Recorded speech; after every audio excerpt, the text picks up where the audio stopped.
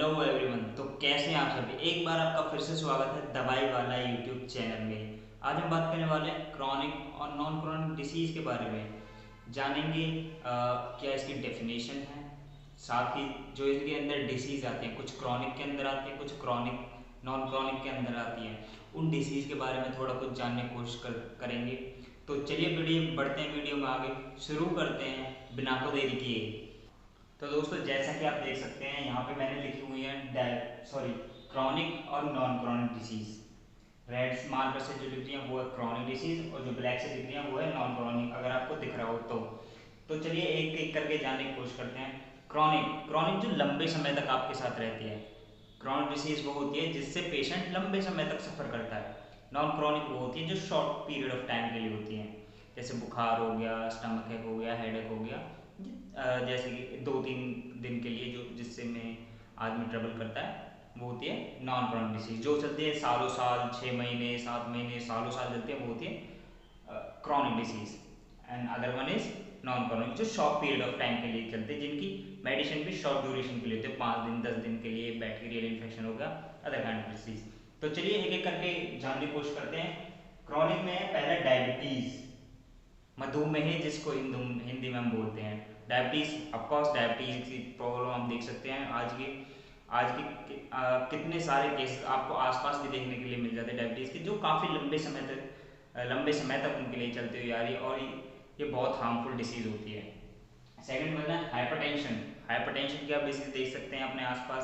काफ़ी लोगों के एम्लोडिपिन, एटेनोल वगैरह जैसी टैबलेट्स चलती रहती हैं, जिनकी बीपी फ्लक्चुएट करता रहता है, उनको होती है हाइपरटेंशन की डिसीज, वो होती है hypertension disease.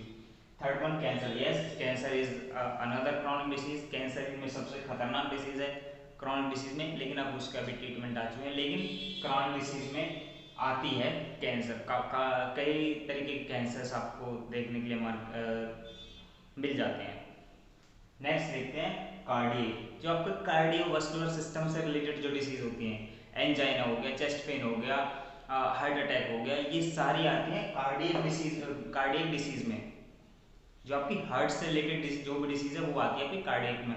Of course machine engine जब तक नहीं इंजन खराब हो जाएगा तो वो ऑफकोर्स वो क्रॉनिक है।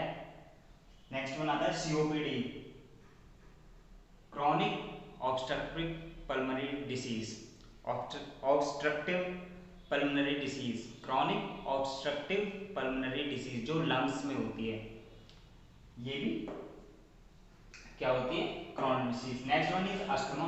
अस्थमा के बारे में आप सभी को पता होगा, जिसमें सांस तेज, मंदी और तेज होने लगता है, होता है अस्थमा।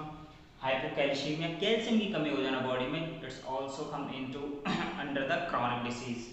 फिर आता है कोलेस्ट्रॉल, लिपिड प्रोफाइल आपकी ऊपर नीचे होना, आपका कोलेस्ट्रॉल का बढ़ना कम होना, ये आती है, ये भी आपकी क्रॉनिक डिसीज में आती है। कोलेस्ट्रॉल बढ़ने से क्या होता है, आपकी जो आर्टरीज वेन्स होती हैं उसमें जो ब्लड है वो फ्लो नहीं हो पाता अच्छी तरीके से, अगर आपका कोलेस्ट्रॉल बढ़ जाता है तो और आगे चल के हार्ट अटैक का कारण भी बनता है कोलेस्ट्रॉल। फिर आता है हमारा HIV,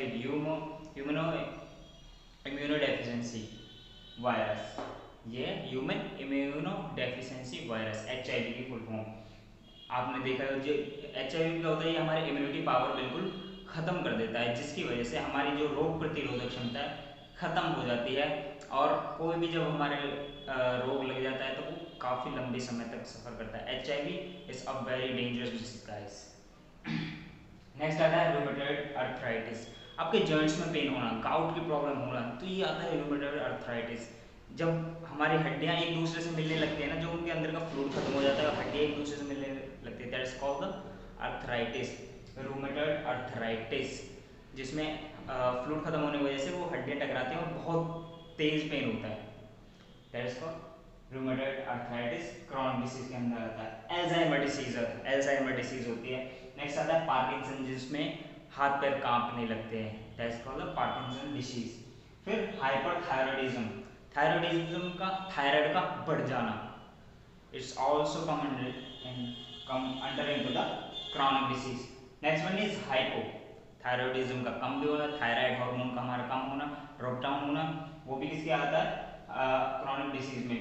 एनीमिया, खून की कमी होना भी हमारा आता है क्रॉनिक डिसीज में। खून की कमी होगी तो ऑफकोर्स और खून चढ़ाना पड़ेगा, वरना आगे जाकर और ज़्यादा सफ़र करना पड़ सकता है पेशेंट को। डायबिटिक, किडनी से रिलेटेड जो भी डिसीज़ होती है आपने देखी होंगी, डायलिसिस पे होते हैं, तो वो भी क्रॉनिक डिसीज़ ही हैं। क्रॉनिक किडनीज ऑल्सो, किडनी से रिलेटेड जो डिसीज़ हैं वो भी ऑल्सो कॉल्ड क्रॉनिक डिसीज़। सारी नहीं है लेकिन। एंटीवायरल, कई बार कोई वायरस आ जाते हैं कई सारे, जिसका उस समय तक तोड़ नहीं होता, कोई वैक्सीन नहीं होती, तो वो आती हैं क्रॉनिक डिसीज़ के अंदर। नेक्स्ट हम बात कर लेते हैं नॉन क्रॉनिक डिसीज़ की। It's all clear chronic disease. अब हम बात करते हैं नॉन क्रॉनिक डिसीज़ के बारे में। नॉन क्रॉनिक कौन कौन से हैं? नॉन क्रॉनिक तो बहुत सारे डिसीज़ हैं, मैंने कुछ एग्जांपल्स यहाँ पे लिखे हुए हैं। जैसे स्किन से रिलेटेड कोई भी प्रॉब्लम हो गई, फंगल इन्फेक्शन हो गया आपका, नॉन क्रॉनिक के अंदर आएगा। फंगल इन्फेक्शन आपको पता ही होगा, आपके स्किन में दाद, खुजली जिसको बोलते हैं, वो हो जाना। फिर आता है कोल्ड, नॉर्मल कोल्ड, खांसी जुकाम बुखार, वो फ्लू, फ्लू नॉर्मल जो फ्लू होते हैं उसमें खांसी जुकाम बुखार हो जाए, वही होता है आपका फ्लू, वो आता है आपका नॉन क्रॉनिक में। नेक्स्ट आता है हमारा typhoid. Typhoid is also come in the non chronic disease. फिर मायोपिया, मायोपिया जो आपकी आइज से रिलेटेड प्रॉब्लम्स होती हैं वो होती है मायोपिया। आइज से रिलेटेड केवल एक प्रॉब्लम का नाम है मायोपिया, जो भी आपको डिसीज होगी आइज से रिलेटेड। फिर है जॉइंटिस, जॉइंटिस में भी ऑफकोर्स मोतीज़ेरा शायद जिसको बोलते हैं हिंदी में, मैं कंफर्म नहीं है इसके बारे में, जॉइंटिस को शायद मोतीज़ेरा बोलते हैं। हाँ, डायरिया, डायरिया लूज मोशन से लग जाना, तो वो भी कोई क्रॉनिक डिसीज नहीं है। फिर आता है headache, stomach, emetic, bacterial infection, ये सब कोई भी क्रॉनिक डिसीज नहीं है। इसके साथ और भी बहुत सारी नॉन क्रॉनिक डिसीज होती हैं। फिलहाल आज की वीडियो में इतना ही, मिलते हैं नेक्स्ट वीडियो में। आई होप यू आपको ये क्रॉनिक और नॉन क्रॉनिक समझ में आई होंगी, इनका थोड़ा सा बीच का डिफरेंस आपको मालूम पड़ा होगा। वैसे जो डिफरेंस है वो बहुत बड़ा है, लेकिन जो कॉमन डिफरेंस है जो आप लिख सकते हैं, एग्जाम में भी लिख सकते हैं, आपकी नॉर्मल जानकारी के लिए दैट इज सफिशिएंट, काफ़ी है। तो आज की वीडियो में इतना ही, मिलते हैं नेक्स्ट वीडियो में, तब तक के लिए take care, bye bye, over and out.